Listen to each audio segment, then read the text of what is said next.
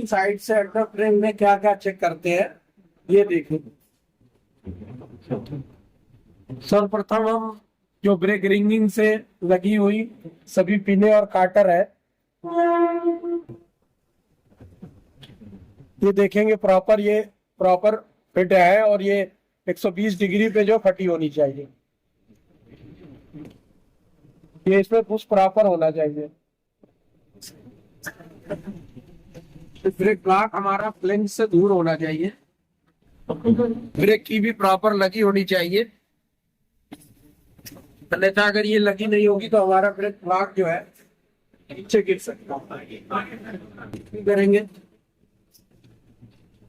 Pin, push, पार्टर, washer, ये liquid भी लगी होनी चाहिए।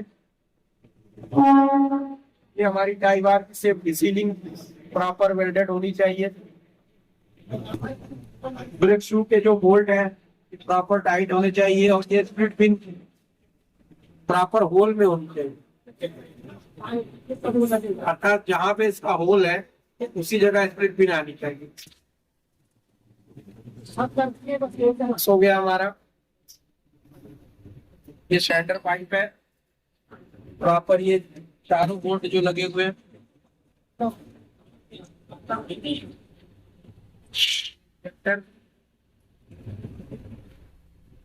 इसकी डायरेक्शन प्रॉपर ट्रैक के सामने होगी। डायरेक्शन अगर सही नहीं होगी तो हमारा जो रेत है वो ट्रैक के बाहर गिरेगा, ट्रैक के बाहर गिरने से इसका कोई फायदा नहीं होगा, इसलिए इसकी डायरेक्शन प्रॉपर ट्रैक पे आनी चाहिए, अर्थात जब इसमें से सैंड निकले तो ट्रैक पे ही गिरना चाहिए। उसके बाद अब एमएसयू के बोल्ट,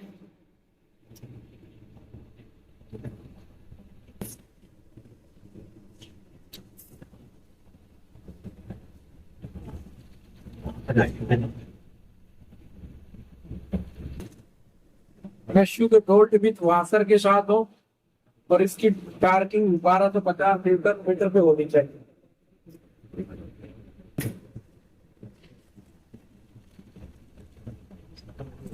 हमको ये असेंबल करते हैं उस दौरान एक ये पिन होती है, ये इस पिन को हमको देखना है प्रॉपर ये सेट है कि नहीं, ये पिन और ये एमएसयू और ये टीएम के साथ में ये कोई गैप नहीं होना चाहिए। अगर गैप है तो इसका मतलब ये होगा कि प्रॉपर टीएम जो है एमएसयू सीट पे बैठी नहीं है, तो ये हमको जरूर ध्यान रखना है, क्योंकि अभी एक हमारा एलसी लोको में आया था तो उसमें ये समस्या आई थी, ये पिन जो है ना प्रॉपर होल में नहीं थी, इस कारण हमको लोको को लिफ्ट करना पड़ा था और दोबारा टीएम को डिसमेंटल करके फिर दोबारा हमने असेंबल किया, तो ये समस्या समाप्त हो गई।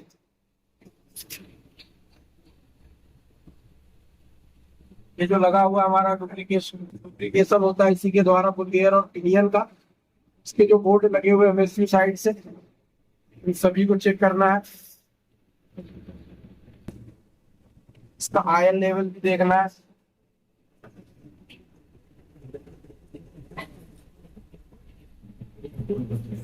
एक ये चोर बोल्ट होता है जो दिखता नहीं है सामान्यतः, उसको भी हमको देखना है।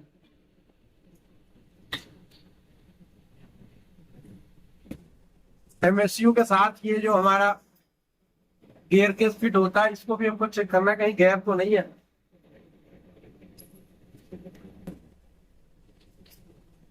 जो दोनों गियर केस के पोर्शन को आपस में जोड़ते हैं,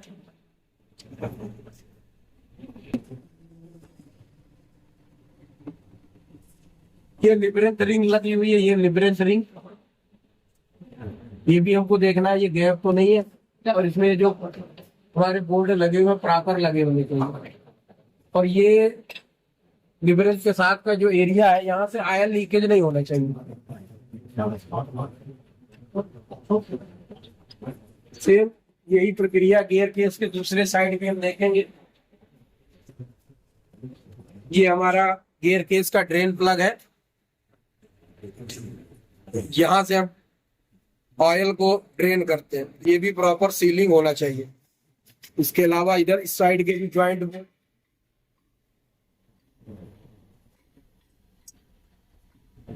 ये इधर इधर इधर लगे हुए बोल्ट हमारे जो इस साइड भी लगे हुए हैं, और यहाँ पे एक बोल्ट और लगा होता है, ये इस जगह, ये इस बोल्ट को भी देखना है, ये भी प्रॉपर नॉर्मल स्थिति में दिखता नहीं है। इसके अलावा ये हमारी जो लेबरेंथ लगी है, ये बोल्ट भी साइड से प्रॉपर सभी लगे होने चाहिए।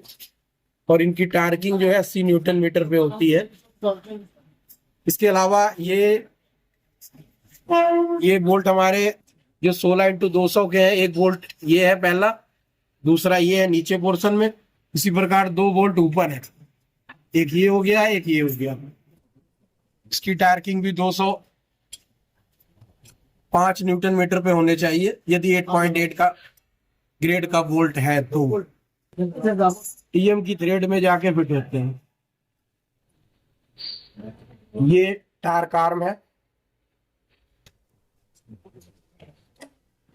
ट्रैक्शन मोटर को इन बोगी नट के साथ जोड़ने का कार्य करता है। इसमें 2 बोल्ट ऊपर लगे होते हैं, जिसका साइज 24x110 होता है।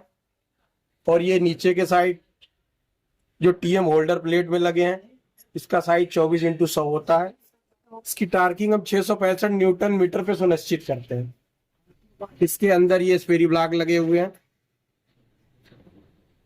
ये स्पेरी ब्लॉक 180 डिग्री से यदि ज्यादा क्रैक है तो उस केस में स्पेरी ब्लॉक को हम चेंज करते हैं। तो ये टीएम सेफ्टी सीलिंग है। इसका प्रयोग इसलिए किया गया है, यदि रनिंग के दौरान यदि टीएम गिर रही है तो उस दौरान ये सीलिंग जो है इस टीएम को रोकने का कार्य करती है। मतलब इसका मेन कार्य ये है कि यदि टीएम हमारी गिर रही है तो उसको ट्रैक पे नहीं जाने देगी, क्योंकि अगर ट्रैक पे चली गई तो बहुत बड़ी दुर्घटना हो सकती है। तो ये सीलिंग भी हमको प्रॉपर देखना है। इसके जो बोल्ट ये लगे हुए हैं, ये भी प्रॉपर टाइटनेस होनी चाहिए, उसमें स्प्लिट पिन ये अवश्य होनी चाहिए।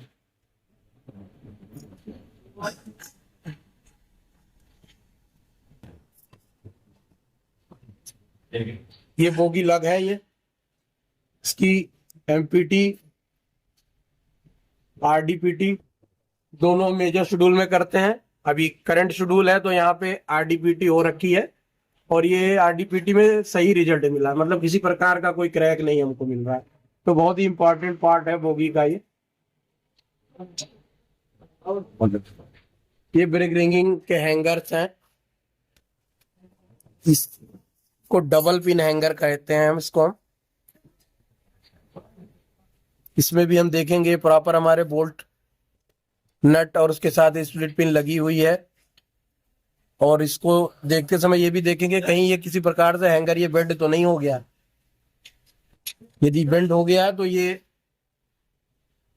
ब्रेक ब्लॉक को फ्लैंज की तरफ लाने का प्रयास करेगा। तो ये हैंगर भी बिल्कुल सीधा होना चाहिए। इसके अलावा इसके बाद ये देखिए ब्रेक शू है हमारा, ये ब्रेक ब्लॉक है और ये बिल्कुल सही स्थिति में है, फ्लैंज से दूर है। मतलब जब ये लोको वर्क करेगा तो ये फ्लैंज को काटेगा नहीं, ये दूरी पर्याप्त दूरी है, ये इसी स्थिति में होना चाहिए ब्रेक ब्लॉक। ये हमारा जेक लैंप लगा हुआ है, ये बॉटम स्लैग एडजस्टर है। रनिंग के दौरान यदि हमारे ये बॉटम स्लैग एडजस्टर में ये जो हमारे नट बोल्ट और पिन का अरेंजमेंट है, सपोज दैट ये अगर टूट जाता है, उस स्थिति में ये जेक लैंप काम आता है। उस स्थिति में ये इसके ऊपर रुक जाएगा जेक लैंप पे। तो बहुत इंपॉर्टेंट रोल है। अगर ये जेक लैंप नहीं लगा होगा तो ये हमारा जो बॉटम स्लैग एडजस्टर है ये ट्रैक पे आ सकता है, यदि टूट इसकी पिने या नट बोल्ट खुल गए उस स्थिति में। तो ये जेक लैंप का कसाव भी चेक करना है और प्रॉपर ये स्लैग के साथ गैप होना चाहिए, वरना ये मूवमेंट में दिक्कत करेगा। तो ये अभी जेक लैंप के साथ हमारा बॉटम स्लैग एडजस्टर का गैप ठीक है, मतलब ये इस समय ये रब करके नहीं चलेगा, ये गैप होना चाहिए हमारा। सेम उसी प्रकार ये हमारा हैंगर नंबर 5 है। हैंगर नंबर 5 और हैंगर नंबर 6 ये हेडलेस पिन इसमें लगी हुई है। अब चूंकि ये WAG9 का लोगो है, WAP7 में नया मॉडिफिकेशन हो रहा है। ये जो हमारे नट बोल्ट और ये स्प्लिट पिन का अरेंजमेंट है, और इसके साथ ये जो हेडलेस पिन पड़ी हुई है, इसकी जगह हम WP7 लोको में हेड टाइप पिन का अरेंजमेंट कर रहे हैं। जो TC 142(1) के अनुसार जो भी WP7 के लोको हमारे पास आते हैं, तो उस दौरान हम इसको मॉडिफिकेशन करते हैं। इसमें जो हेडलेस पिन है इसको हटा के हेड टाइप पिन का अरेंजमेंट करते हैं। हेड टाइप पिन में काटर भी होती है, क्योंकि WP7 लोको हाई स्पीड लोको है, इसलिए एक्स्ट्रा सेफ्टी के लिए हम हेडलेस पिन की जगह हेड टाइप पिन का अरेंजमेंट कर रहे हैं।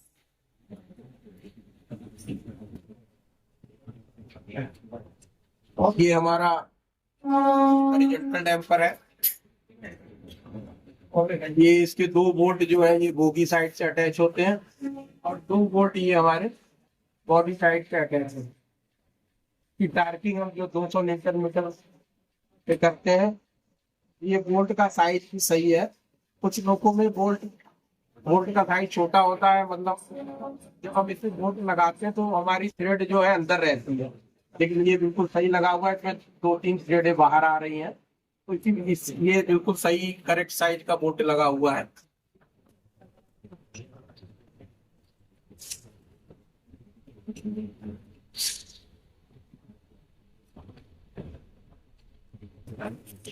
ये सेकेंडरी स्प्रिंग है, इसको हम विजुअली चेक करते हैं। यहाँ से देखते हैं कोई क्रैक वरैक तो नहीं है स्प्रिंगों में, या ये जो स्प्रिंग है हमारी, इसके 2 कॉइलों के बीच में प्रॉपर गैप है, अर्थात कोई एक दूसरे के साथ चिपकी हुई तो नहीं है। यदि चिपकी हुई है तो इसका अर्थ यह है कि इसकी टेंशन कम हो गई है। अभी करंट स्थिति में ये ठीक लग रही है, तभी में प्रॉपर गैप है दोनों कॉइलों के बीच में। तो इसको जहां तक हम देख सकते हैं विजुअली, वो हम इस साइड से चेक करते हैं। बाकी हम इसको दूसरे साइड मतलब बाहर से भी चेक करेंगे।